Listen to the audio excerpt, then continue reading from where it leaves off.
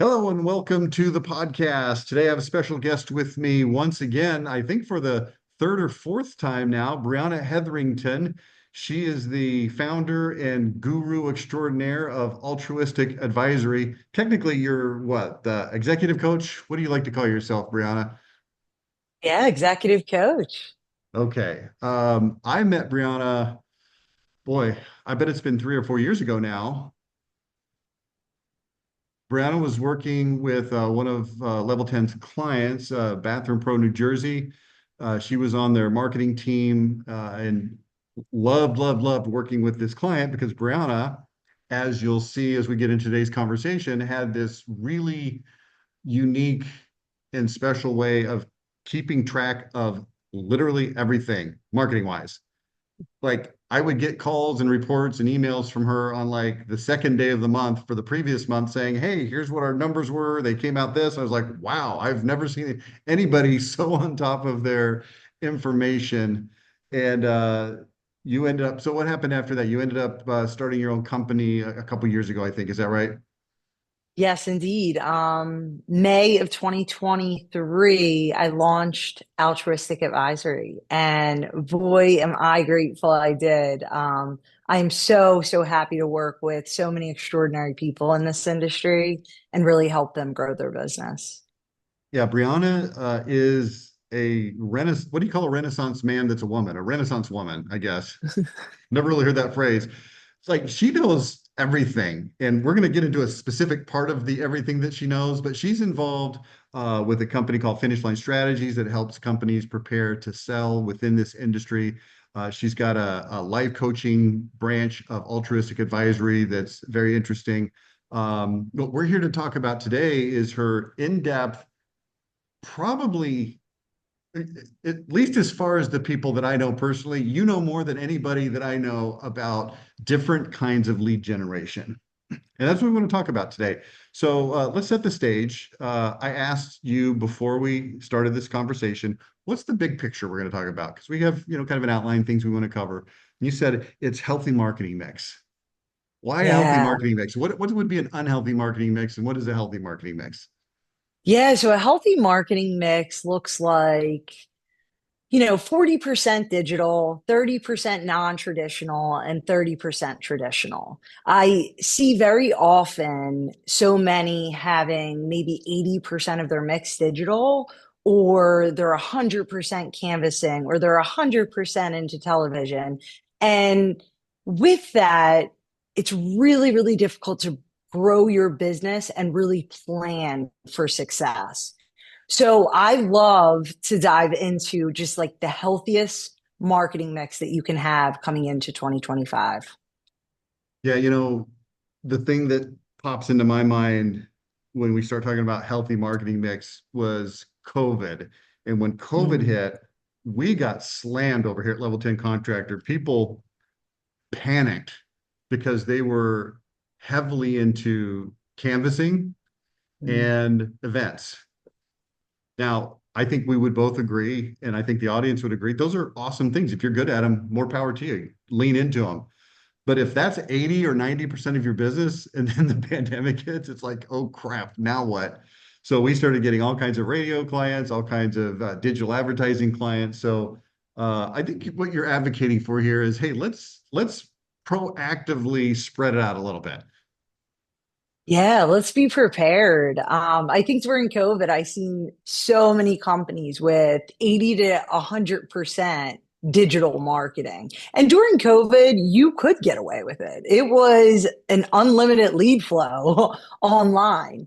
And as we came into 2024, we started to see that shift. And as we're entering 2025, we're seeing that really shift dramatically. And so that's why I'm really practicing with all clients, just looking at a healthy marketing mix of digital, traditional, and non traditional, and really being able to forecast for the entire year, really creating a sense of alignment between all departments, especially your marketing and sales department. Yeah. Before we jump in, just one last comment. Here's been my observation. When I get involved with a company for the first time, usually, particularly companies maybe in the, let's say, smaller end of the spectrum, $2 to $5 million, they usually have what I call their bread and butter, which is some marketing thing that for whatever reason they've gotten really good at. Typically has something to do with what the owner had done in a previous part of their career. And now they're coming over, they're starting this company, and they used to be really good at canvassing. Now they're a canvassing shop. They used to be really good at maybe aggregated lead or something like that, TV, whatever it is. And so they get stuck in that. And then when they try to get out of it, they're unfamiliar, they don't have experience. And hopefully this is where somebody like you can come into play, right? Because it's one thing to sit here on this podcast like we're about to do and say, hey, here's some things that you should look at. It's a whole nother thing to say, okay, I'm actually going to do it. I'm going to do it with any level of confidence, and it's actually going to work. Yeah, I agree with you. And the beautiful thing about this industry is I am not an expert at everything, and no one is. And this industry is full of resources to help you learn anything that you are not great at.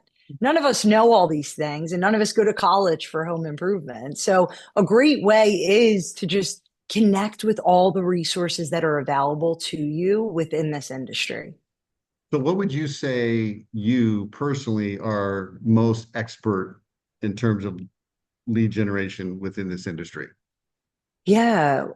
So for me personally, my expertise is really helping you plan, set your projections for the entire year, along with lining a theme for each month, what services you're focusing on, the offers. Maybe it's a finance offer or maybe it's a promotion, along with those call to actions and incentives so that we can create a sense of alignment with marketing and sales. I see so many people, in January they're just planning for February, and in February they're just planning for March. I like to map out the whole year. Let's get organized. What is the plan so we can create alignment within all of those departments? So my expertise is really looking at the KPIs and the numbers and seeing where there is holes in your business or challenges and being able to provide solutions to those challenges. Okay, yeah, like I know at level 10 contractor, I think my audience knows this, and I think you know this. Our expertise is websites, it's SEO. We do a lot in traditional advertising, TV and radio. We're heavy now into streaming advertising. We do quite a bit in pay-per-click. But there's a lot of things that are not our wheelhouse. But my perception is that your job, like you said, planning, making sure people understand what's available, pushing them in other directions. But then you're really a connector. You would take companies like Level 10 and say, hey, Steve, you guys need to update your website. Here's Level 10. You need to buy leads from aggregators. So here's X, Y, and Z aggregators, et cetera. But your personal expertise is not in those specific areas, but in recognizing, planning, and orchestrating with those vendors. Is that right? Yes, absolutely. When it comes to this industry, I have a resource for everything. Any challenge that may arise, I have a resource for and a partner that I trust and I really value our relationship. In addition to that, I can act as a CMO or an implementer or integrator for EOS. So I can really help with accountability and help develop your leaders to be able to track their KPIs and also be accountable to those KPIs and make sure that they're on track. Okay. That would track with my experience with you. That tracks really, really well. So why don't we do this? Let's start at the top. You talked about three different areas: digital, non-traditional, and traditional, or maybe it was traditional and then non-traditional. I'm not sure which order it was, but let's start at the top. Walk us through it. Yeah, let's dive into it. So, what I'll ask the listeners to do is if you have a piece of paper, I'd love for you to just draw a circle. And within that circle, I want to create a pie chart with you. So, first, let's look at the digital mix. What is your digital mix currently right now? What percentage of your marketing is digital? And when I say digital, that's referring to SEO, Google, PPC, local service ads, social media, organic social media, campaigns on social media, native advertising, next door, maybe it's Yelp, geofencing, lead aggregators, and lead nurturing. Anything in that digital realm. How much of your business is that? So I'm just going to use the example of 40%. I think that is an extremely healthy digital amount. So first, let's look at our digital. You know, when we're looking at digital, we really want to be able to measure what each of these sources are doing. So first KPI that I always look at is how many raw leads are we producing through digital? And how many set appointments are we converting from those raw leads? And how many of those appointments are issuing to our sales reps? And from those issued appointments, how many of those are demoing? And out of those demos, how many are closing? And then what do we spend versus what do we do in net sales? And those are the main KPIs I really want to look at when I'm exploring my marketing mix. So now let's kind of move forward. Rich, do you want to add anything on digital? Uh, I want to just mention something. I don't know that it's necessarily going to be additive. Um, One of the things that I'm really leaning heavy into in 2025 is something that I call lead conversion engine. I'll be doing a webinar on it later this month, actually. And I'm looking at things that you can do, not you, Briana, but you, contractor, to affect all of these numbers. Because here's what I found. These are not things that you can typically just brute strength fix. So if you've got, if your raw leads to set appointments is lower than it should be, or set to issued, issue to demos, demos to closing, there's marketing things that can be done to integrate into your mix. So for example, um, everybody knows speed to lead. I don't really want to talk about that because it's obvious. And if you're not doing it, it's because you're willfully not trying, because it's everybody's talked about it for years, including me and probably you. Um, but there's other things like, the number of contacts that you have with somebody between when they set the appointment and when your salesperson shows up that are going to affect the closing ratio. And you think, okay, like what? And the answer is, and this is me talking now, level 10 contractor, and my audience will appreciate this. Everything, I'm going to slightly back off that phrase. Pretty much everything needs to be identity oriented. Okay, there's some things that can be logistics, like, hey, we're supposed to show up tomorrow at 7. But logistically aside, identity oriented. So for instance, creating a blog post with a video that talks about how we do not participate in high pressure sales. Our salespeople do not participate in quote unquote closers boot camps where they learn persuasion techniques. And we've got more what we'd call design consultants, and we're going to educate you, show you options, answer questions, and then step back and let you decide. So we send over this little text message that says, "Hey, Mrs. Johnson, just wanted you to know, that we don't employ any high pressure sales tactics." And this text comes out. Also, an accompanying email comes out. And if we've got, say, 30 hours or 48 hours or even 24 hours, but typically that's going to be the range between those two things, we might send 3 to 6 of those emails. Whoa, that sounds like a lot. Leave me alone. You're bothering me. No, no, no. They're about to make a $30,000 decision.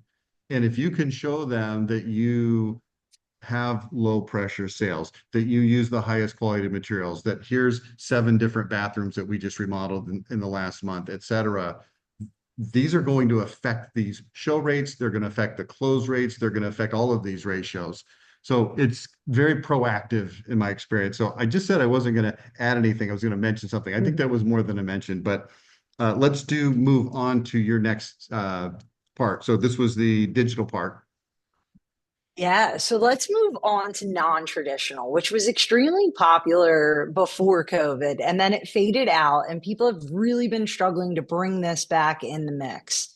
This is extraordinarily powerful if you can implement this and find the right person to lead your face-to-face marketing department.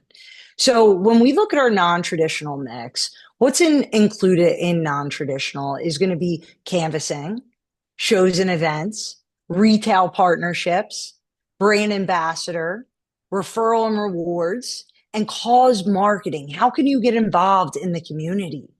I think that's one thing that we could do so much better in this industry that we've seen Brian Gottlieb do a great job at with Windows for a Cause and different programs that he had implemented. And I'll give you guys an example. Let's just say that Lily's been really struggling this last year with leukemia. And we want to send Lily to Disneyland. And so now we're going to make sure that every set appointment and every sale that we make and every installation we make, we're one step closer to sending Lily to Disneyland. Now we can get involved with the community and also within our entire company culture, we give every employee at our company an actual purpose to send Lily to Disneyland. It's not now just about setting appointments or making sales or installing the job. We now have a purpose to be in service of someone else. And when we're in service of someone else, that's when we feel the most fulfilled. So I think that is so powerful. And I want to see more of that this year in our industry. Uh, just a quick note for any roofers out there. I was speaking at a conference in November in Texas, and there was a major roofing supplier. I'll leave it at that. And they have a program where they will actually give their certain level of certified contractors, I believe it was two per year, they will give them free, zero charge, all of the materials to do a roof, as long as they'll, do it as a charity program. And of course, the contractor has to supply the labor. That's kind of the obligation of the contractor. And I took the guy aside afterwards when he was mentioning this, after he mentioned it, and I said, well, how many people do this? And he says, very few. I said, why not? He goes, I have no idea. So if you're a roofer, here's what you need to do. Go to your roofing supplier and see if they will just give you the roofing materials, and then you supply that. And then, that's a good way to get involved in the community. Go find the widow of, the person who was killed in action or who, died of cancer, or, whatever sad story. There's so many more sad stories than you could ever help with. So I love that you brought that up, Brianna. It's something that's been on my mind, and in fact, I'd like to do a whole podcast on that topic, perhaps with you at some point. Awesome. I would absolutely love that. I just think we are our best selves when we are in service of others. And there's so much that is hurting in this world right now, and so much that this industry could give back. So, like I said, I'd love to see more of that. Make that a part of your marketing Well, mix. and let's face it, let's be super honest here. I'm going to be honest. Things have changed in this industry since I've been in it for coming up on 20 years now. And here's the thing that has changed. One of the things that has changed the most. The owners have cracked the code, and they are making great money. They are making great money. It's a function of the industry's gotten more sophisticated. It's a function of just people like you and companies like ours helping people get where they're trying to go. There is a ton of money. And I know from talking to a lot of these people that are owners of these companies, they do give back. They are very generous on average. And I think that it could be utilized in your, don't want this to sound crass, but you could utilize this in your marketing perhaps even better than you are. Absolutely. Absolutely. So, the non traditional, anything face to face, when you can get in front of people, you're not looking at raw lead data anymore. You're looking at set appointments. and they're warm set appointments. So I highly recommend this. This is going to help lift that conversion rate across the board. So if you are not doing non-traditional, please reach out, and I'm happy to introduce you to some really extraordinary experts within this industry to really build that department. What are the processes that need to be in place to build that department? What are the SOPs? What are the KPIs? All of that fun stuff. I can definitely be a great resource to help you be able to track it, measure it, and grow it. So let me ask you this. Let's say that there's a company out there that's doing $4 or $5 million. So they've got some success under their belt. They're making some money, but they don't do anything non-traditional up to this point. They've built it all on other things. What would be the one thing that you would suggest that they start with? Here's the list again for those who want me to read it here off my list. Face-to-face includes canvassing, events, brand ambassador, referral. You said referral and what? Referral and something. Referral and review business, Thank you. retail Referral and review, partnerships. and then cause marketing, which we kind of got a little bit of a tangent, talked about that. But if somebody was to just dip their toe in the water and say, I want to do this, but I can't do all of these at once. I want to start. What would you say is the best one of those to start? I have my idea. I want to see what yours is. Yeah, I really think it depends on the resources that they currently have and the people that they currently have. That's really what I'm going to look at. If they have none of it, I would say shows and events is probably the best place to start because there's so many of them all year round, whether it's inside or out, It's just money where waiting to be taken. yes, 100%, 100%. And second to that, I think one that's really overlooked is retail partnerships. I mean, to get in with a Home Depot or a Lowe's or an Ace hardware store or a Walmart, it can transform your business. So I I, would I agree with that. highly recommend retail partnerships. Costco's a great one, BJ's. No matter where you're at, you can always create a partnership with a local supermarket, with the local movie theaters. There's rev share programs you can create from it. So the only thing you have to remember is it's a partnership. It needs to work for both parties. So get creative. If you're in, different networking groups or things like that, get with other business owners. See how you guys can leverage each other and form a partnership. Okay, now just for my listeners, you may be familiar with this. I think I'll look it up. I'll put it in the show notes. Somewhere in probably about 5 or 6 months ago, it seems like I did a podcast with Tony Hody where he talked about Ooh. retail partnerships and basically walked through a step-by-step process of how to put that together. Um, I was on the edge of my seat. I took a bunch of notes. I thought it was fantastic. So I'll put that in the show notes if you want to listen to that. So I agree with you. Uh, Events, awesome. Retail, awesome.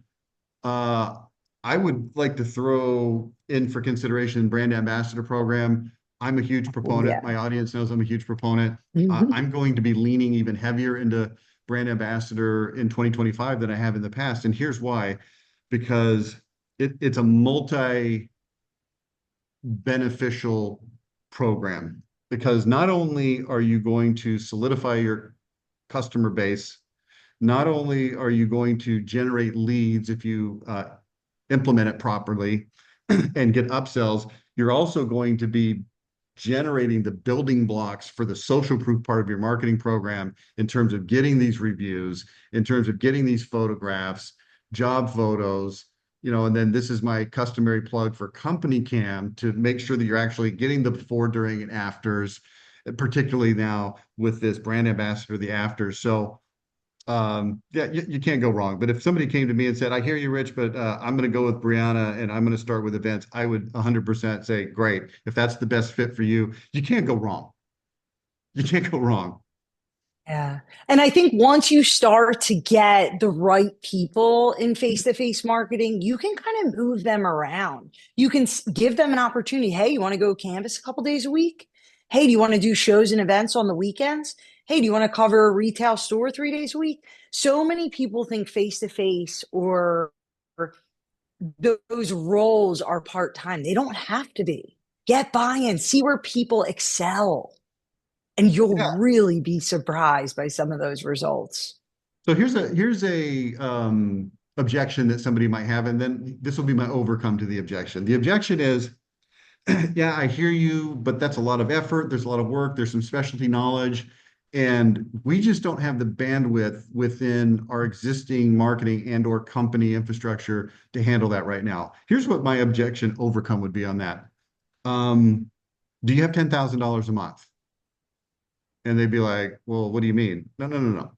I don't mean anything. I mean, do you have $10,000 a month that if you lit it on fire and nothing ever happened, your company would not die, your kids would not starve? Like, do you have $10,000 that you can invest in something? They'd be like, well, yeah. Because if you're doing $4 or $5 million, of course you have $10,000 you can invest. Go hire somebody to freaking do this for you and let them just do it with your input, with your oversight, with your, whatever.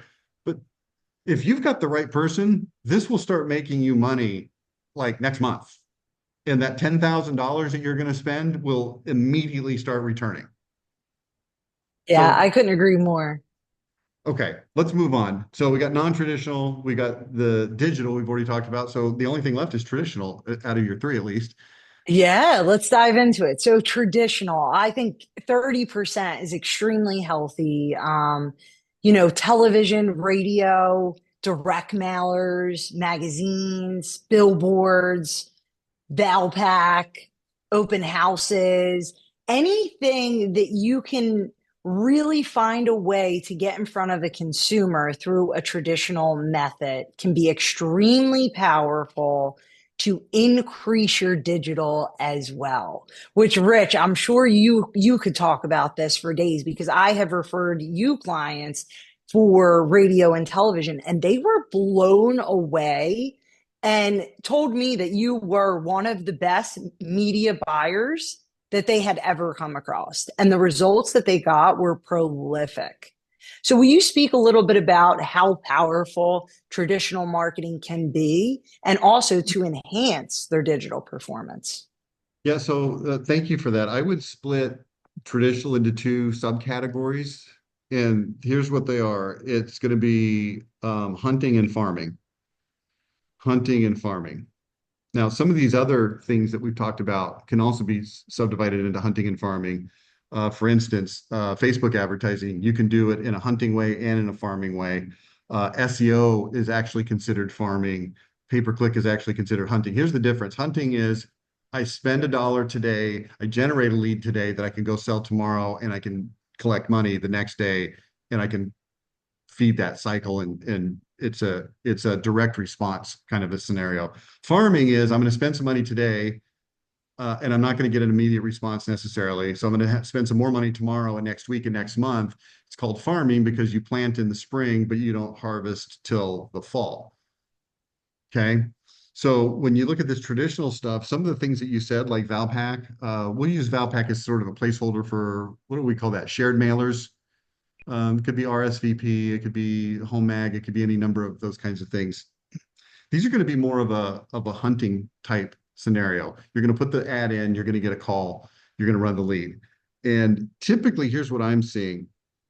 This would be my advice. When you're a little bit smaller, it's a better time to get started with the hunting stuff because you need immediate leads. You don't have enough excess capital to be able to plant it and wait till the fall. But as your company grows, certainly when you get into the 3 or 4 million range, certainly into the 5 to 10 range, then you really need to start investing into some farming activities.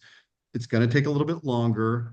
And this is the part that everybody hates. It's going to be harder to measure because if you run a radio campaign and even if you get a great phone number, 1-800 new roof, the number of people that are going to call that to become a lead is going to be fractional compared to the number that just go to your website and perhaps even days later go to your website. So it's hard to measure, is the point. So it's hard to measure and it takes some time. But as you are growing your business, I'll tell you the story about this company in Ohio, and they were one of the companies hit hard by the pandemic. Prolific event company. like 400 events a year, like multiple people at multiple different places every weekend. And also extremely good at what do you call it? Aggregated leads. That was 90% of all their business. And I was sitting there literally a few months before COVID. So we didn't know COVID was coming. It's like, hey, you guys really need to get into some TV. This is a 20 something million-dollar company, very successful. Well, we don't, we want to be able to measure it. I was like, look, here's the problem with your business right now. Nobody knows who you are. And immediate, of course, pushback. Well, we're doing $20 million. Of course, people know who we are. We got hundreds, thousands of customers. It's like, yeah, but nobody out on the streets, just normal people, have ever heard of you. Because unless they showed up at an event and happened to see you and remember you, or they happen to fill out a form and then you happen to call them, they don't know you. And then of course COVID hits 10 seconds later. It's like, told you. And I think any company of any size, particularly, and Brianna, you'll love this, companies that are looking to sell their company in the next 1 to 5 years, the bigger your brand, the more valuable your company is going to be. So Absolutely.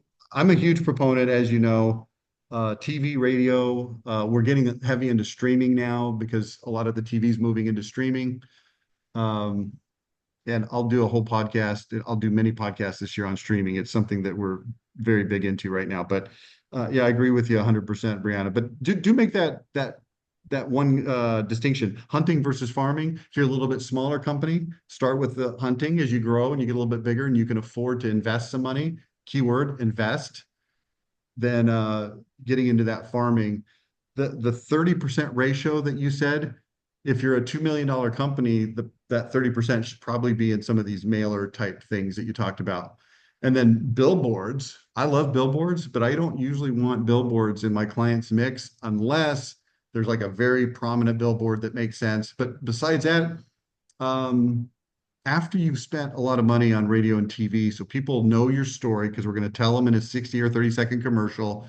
Now, when they're driving down the street and they see a billboard that by definition has very few words and has colors and logos and brief headlines, it anchors to what they've already heard us talking about.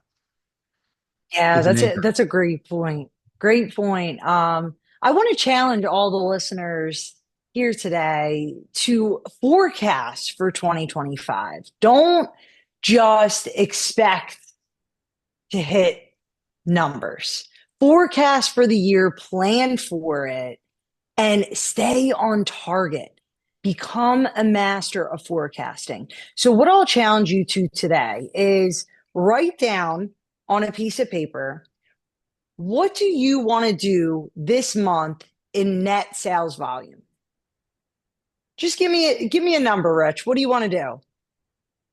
Let's say $500,000, hypothetically. 500,000. Okay. And what is your average ticket, Rich? 17,000, 15,000. It's easier math, probably. 15,000. All right. So I'm going to take that 500,000 and divide it by our average ticket. And that's going to tell me that I need 33 net sales for the month of January. Okay. Now, Rich, I want to ask you, what's your closing percentage running around right now? Let's say it's 30%. Excellent. 30%. So I'm going to take that 33 and I am going to go ahead and divide it by 30.30. And that's going to show me how many demos I need for the month of January. So I need 111 demos. Now, Rich, let me ask you this. What do you guys demo in? What's your demo Percentage. ratio? Yeah. Let's say we don't do a lot of lead aggregators, let's say. So it's a little bit higher than some that maybe are involved in lead aggregators. So let's say it's 80%. 80%. Awesome. So we're going to divide that 111 by 0.80. And that's going to tell me how many issued appointments I need for the month of January, which is 138 issued appointments for the month of January. Okay, let's take that a step further. How often are you issuing your appointments before they cancel, or There are no shows. How often, what is your issue rate? Um, I'm making this up now. How about 90%? I don't really know. I mean, that's beautiful. I wish we were all doing 90%. So let's plug that in just for fun math. So I'm going to take 138 divided by 0.80, which is going to tell me how many set appointments I need in my call center. So I need 174 set appointments in the call center. Now let's take that one step further, Rich. What is your conversion rate in your call center from raw to set? Also 80%. That seems awfully high. I most companies I see around 30 to 50% on the It's because higher they're end. doing a bunch of aggregated leads and canvassing. If they're doing TV and radio, it's going to be higher. But Yeah, okay, let's absolutely. say 50%. All right, let's go 173 or 174 divided by 40%. Okay, so that tells me we need 434 raw leads. Now I want you to ask yourself, what is that marketing wheel looking like for you? How much of the raw leads you need 434? How many of those raw leads can come from digital, non-traditional, and traditional? Look at your past January. If you want to grow 20%, start to project from last year. So I really think this is so important when you're coming into a new year to get crystal clear and be able to provide a scorecard for each department. What is their KPIs? What are their goals that they're supposed to be hitting? So let's take it a step further. Let's do it. I always like to take things a step further. So in this hypothetical company, which was $500,000 in sales, I believe we said, is that right? Yep. What percentage of that sales are we willing to spend on marketing? Let's say it's 12, hypothetically. So now you give me the math here. You're the one with the calculator in your hand. What's 12% of 500,000? 60,000. 60,000. Now divide that by 434. 138. Okay, I can spend $138 per raw lead, what I would call quotable lead. And the only difference between a quotable lead and a non-quotable lead is it's actually a lead. It's not somebody calling in that was a customer that called in, on my lead line or something. Yeah. It's not somebody trying to sell toner off of my pay-per-click ad. Yeah, Okay, absolutely. I so mean, $138. yeah, I mean, very affordable. Now let me And ask you this, Brianna. How much this is, I'm going over into your wheelhouse now. I don't actually know the answer to this question. What's a typical cost per lead for an aggregated lead?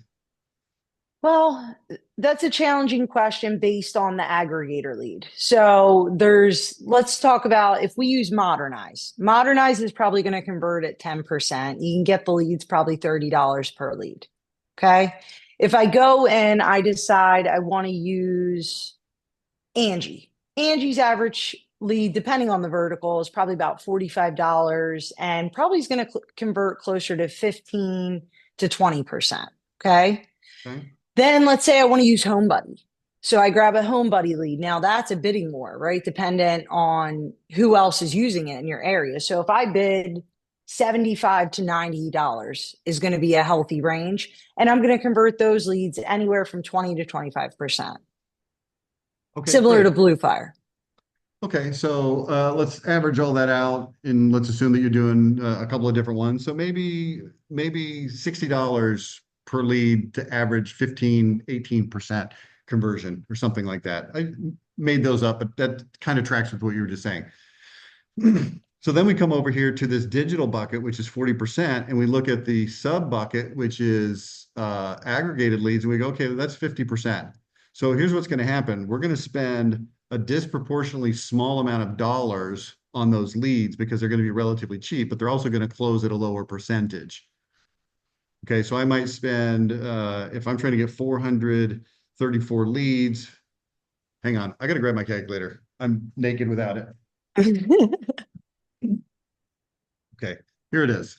It was over there. I had to grab it. So 434 leads divided times 40% is 173 leads times 50%. So I got to get about 87 leads from aggregators. I got to get about 87 from other digital things.